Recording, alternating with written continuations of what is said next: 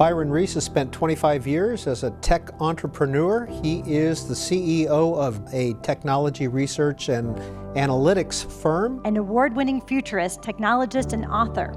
The founder of several high-tech companies. He has obtained numerous patents, and the websites he has launched have received over 1 billion visitors. He's also the author of several acclaimed books. He served on both private and public boards of directors and has founded several nonprofit organizations. Please join me in welcoming Bryon Reese. I am the future of blank guy. That's what I talk about, the future of blank. Whatever it is you need somebody to talk about the future of, that's what I do. And I have given so many of these speeches. I've done the future of banking, the future of blockchain, the future of sand. The sand people had that event at a Ritz-Carlton, so they're doing pretty well.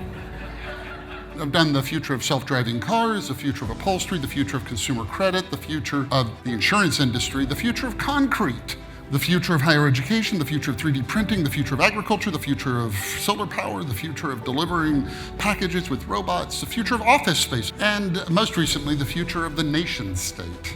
You know, we get a lot of people on who are very grim and bleak about the future. In fact, a lot of us feel kind of grim, but you don't have that message. Not at all. In fact, I think a better tomorrow isn't just possible. I think it is actually all but inevitable at this point. I mean, the most vexing problems humanity has are fundamentally technological problems. You have disease, which is nothing but technology. You have poverty, you have hunger, you have ignorance, which is kind of its own special class, and you have war. And everything except maybe war, you can argue is just technological. And if it is a technological problem, then almost definitionally it has a technological solution. You know, for 5,000 years, utopians have dreamed of a world where everybody had a good life, but historically there's just never been enough of the good stuff. Not enough food, not enough medicine, not enough education. And what happens is technology is a trick we learn that overcomes scarcity. Now, I am here today because I think things are about to change for a fourth time. And if I had just started off by saying, I think things are about to change, well, you know, what news is there in that? But if you say things are going to change in a way they've only ever changed 3 times in history, and one of them is when we got speech, well, that's worth paying attention to.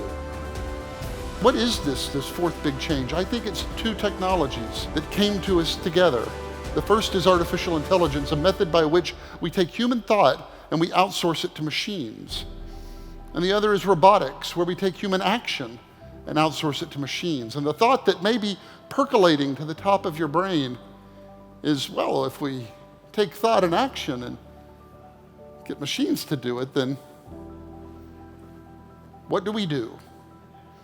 And so I would read these biographies, and I was drawn to these ones, not about movie stars or athletes, but about people who did great things.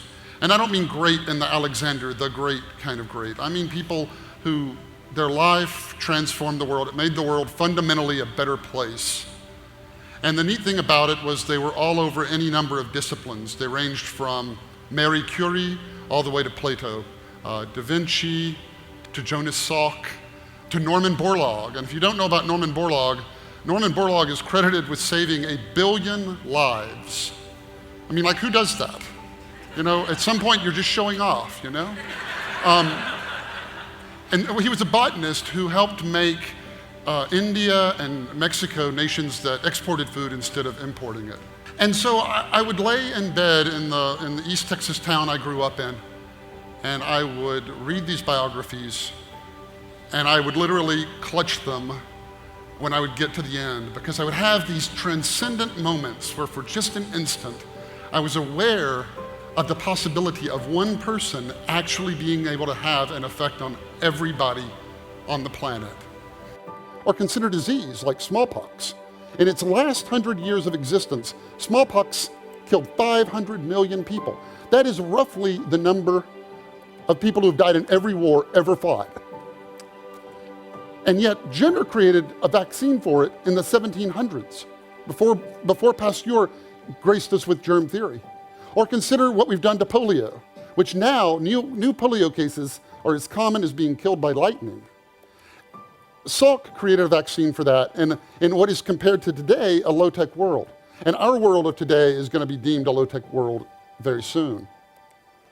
where we can already deconstruct our viral foes down to like their core. We can like look inside of them, and soon we'll be able to model them in a computer. All these things are changing. In my book, I give 50 reasons there will be no war in the future. And one of them is simply that business accomplishments have replaced our notion of achievement for men over military accomplishments. And Thank God. Yes, absolutely. Second is the value of targets has gone way up. They say if Tokyo got leveled, it would be $8 trillion to rebuild. And so, that's a big disincentive for Tokyo, Japan not to go into war. No more 30 seconds over Tokyo. It's too expensive. Exactly. As wealth levels rise, and everybody gets an iPod and a comfortable life and all of that, their tendency to want to wage war with their neighbors decline. What aspects of our lives as we continue to develop AI and AGI will be most impacted, Mr. Reese, in your view? I think a couple of things. So technology does this trick where it doubles in capability on a predictable basis. Computers, for instance, double in power, roughly speaking, every 2 years. But it turns out all kinds of technologies do that. It may not be every 2 years, but they double and they double and they double and they double and they double. And humans are terrible at kind of just understanding what a big deal that is, because nothing in your life behaves that way. You don't wake up with 2 kids, then 4 kids, then 8 kids, 16 kids. So there's an old story to try to illustrate what a big deal this is.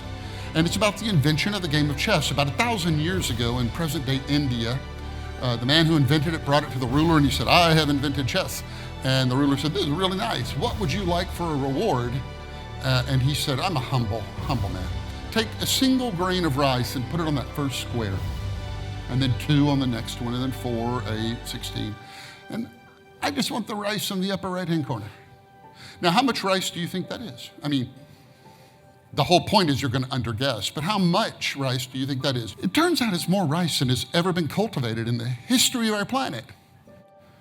And when the ruler found that out, he had the man put to death. And there's another little life lesson to pull away from that. But the point is, nobody's mind goes there.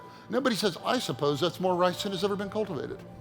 So what does it mean? It means that while it took us 3,000 years to get from the abacus to the iPad, in just 25 years, we're going to have something as far ahead of the iPad as it is ahead of the abacus, something that none of us can even come close to dreaming of.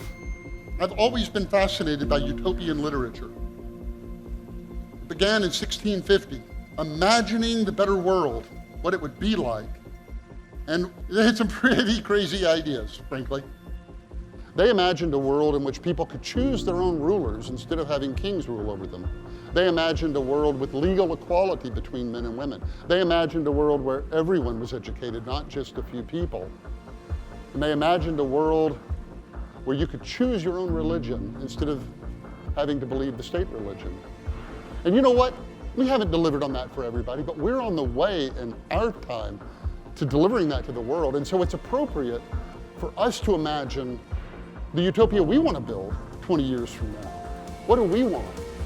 And we're going to build, whatever that is, we're going to build it, and then we're going to build a better world than that. And then we're going to build a better world than that, until one day we're going to wake up in a world we can't imagine all that much better. And that's the world we're going to take to the stars. We're going to populate 1 billion planets, each with 1 billion people, each empowered to live their best possible life. Thank you very much.